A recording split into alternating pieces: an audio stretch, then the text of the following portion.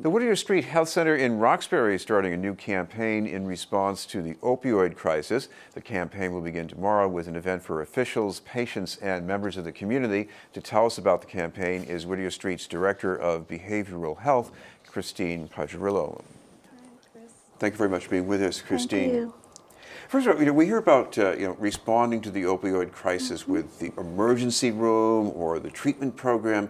What's so important about the role of a community health center? Sure. Well, it is to really prevent people from going to the emergency room. It's being available and accessible for the education, for basic general care, having that doctor available to you who's going to spend time with you, not treat you like a number, not rush you out. And the role of patients being really the leaders in their care and being that valued, having a voice. I think that that's where health centers and community health in particular are very important in care, but also with the opioid epidemic.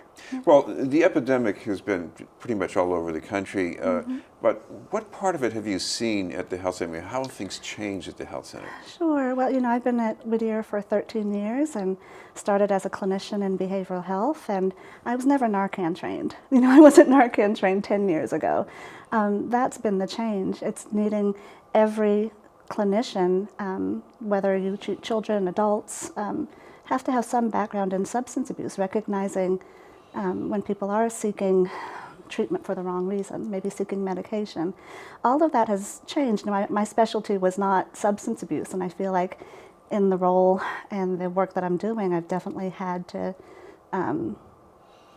get more comfortable in that and train and really to meet the needs of the patients. And like I said, sort of based on what I'm seeing, that's what I had to do. Well, for many of us around Boston, the most visible part of the problem in Roxbury, around Mass Avenue and Cass Boulevard, it's not necessarily from Roxbury, but what about the people from Roxbury? Sure. What do you usually see? We see a lot of trauma. That's what we're one of the trauma response centers for the mayor's trauma response network. So that Roxbury has a neighborhood trauma response team. So that's usually that's what we've seen. That's the population we deal with. It's a very resilient population. That's been my 13 years. I'm very committed to the population. But what we see is that level of trauma just hasn't lifted. Explain the connection between trauma and getting into opioids. Well, I think what I've seen is really numbness. I think with trauma, you get so desensitized with seeing so many things, that exposure to community violence, or not even exposure outside your door, it's what's inside the home. And all of that becomes normal, that people don't even recognize that their health is suffering. That numbness and chasing that numbness becomes a new normal for folks, and I think that could be a link to what we're seeing. Of course, another thing that you're dealing with is disparities in access to care. Explain what that means. Sure. I think the whole mission of Whittier is to make care accessible and high quality care accessible. You don't want to walk into Whittier, feel like you're at a community health center where people aren't respected or not feeling that we value our patients. I mean, it's a beautiful state-of-the-art building and the care is great, but the population we're serving, Roxbury, the average lifespan for a man living in Roxbury is barely in the 70s, and then we cross over just a mile away into the South End. Once you cross that Mass Ave line, the life expectancy goes into the 90s. That's a real disparity. That's a number we're seeing. Just like disparity in income. This is BNN News, and we're talking with Christine Pajarillo from the Whittier Street Health Center. Christine, of course, the other thing that you're trying to help us understand is the importance of addressing addiction or preventing it through behavioral health programs. How would that work exactly? Well, the idea that we've always had substance abuse treatment. We've always had when people are ready, in that motivational interviewing, when someone's ready, we're here to help.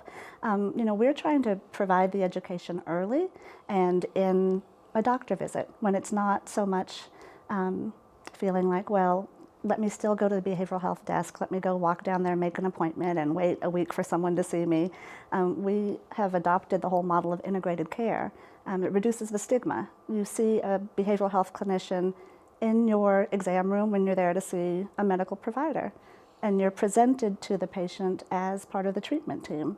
So rather than feeling like you're sent away to a separate floor or sent away to a different corner of the health center, treatment is right there. It can happen in the pediatrician's office, in the primary care office. We do have our own floor in our own offices, but the idea of that first touch, that warm handoff, we call it, is it's been really effective. And of course, the other thing is you have patients who might start using painkillers because of a physical problem, and then of course, this ripples out into a behavioral problem. Sure. What about nipping it in the bud earlier? Let's say someone does have a real physical pain problem. Is there another way to deal with that? There is, and I think that that's where the primary care is part of the education piece. You know, I think changing the culture of even medical providers, they talk about it all the time. And when they were trained to prescribe these medications because the risks and the addictive qualities weren't really reported. So they saw it as, out of compassion, I'm trying to help my patient and give them something to ease their pain, not knowing the risks. Well, talk about the reason for having this event tomorrow, because this is not just about doing what you've been doing already, but this is putting together a strategy to maybe even do more things differently. Yeah, and I think we're excited about the It Takes a Village campaign and the whole awareness that we're trying to bring to the subject, as if, you know, we know the awareness is out there, but really the hands-on on what we can do, empowering our community, our providers, our staff, on everybody of what we can do, and really starting with looking at our prescribing practices, looking at offering patients other options other than opioid options for pain, changing that culture of, you know, I have a headache or my back aches, here's a pill, I'm going to fix it. We're trying to encourage folks to consider other options that are less risky. The idea of, in the past, you'd think, okay, I'm in pain, I'm going to sit still, stay in my home and do nothing. Well, studies show that, you know, actually, if you've got some pain, moving and being active actually can help treat that better than the medication. And that's what we're trying to sort of reverse people's thinking around it. Well, I know you're opening this event, this lunch event, to people in the community. Yes. Now, people in the community could be concerned about somebody who's experiencing a problem with drug dependence, but on the other hand, we also have people in the community saying, hey, what about these needles in the playground? What do we do about that? Yeah. And I think that that's where really looking at the community and hearing the community's voice around it. You know, people are angry. People are feeling hopeless. People are feeling like, well, you know, what can I do?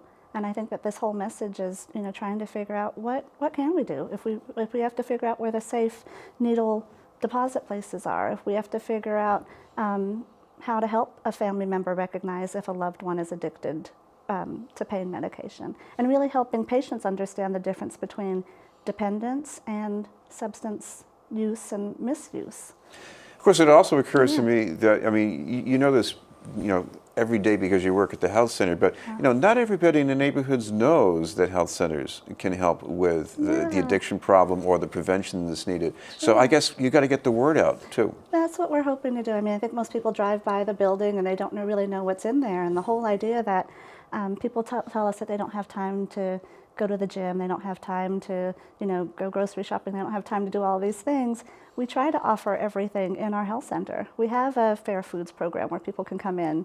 We bring that right there to the health center. We have a gym on our facility. We're hoping to get massage. We have acupuncture. You know, we have yoga.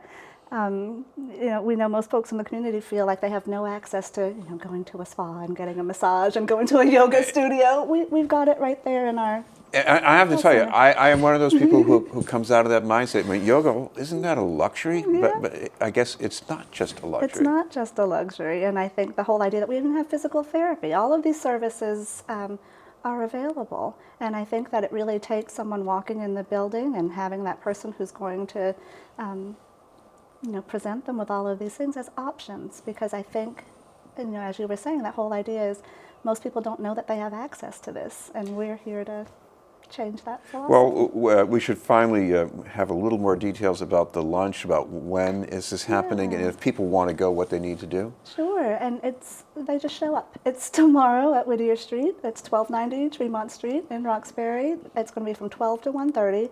We're really excited to have the community join us. There's going to be food. We're going to talk about pretty much what we talked about today and introduce some of the wonderful folks doing this work.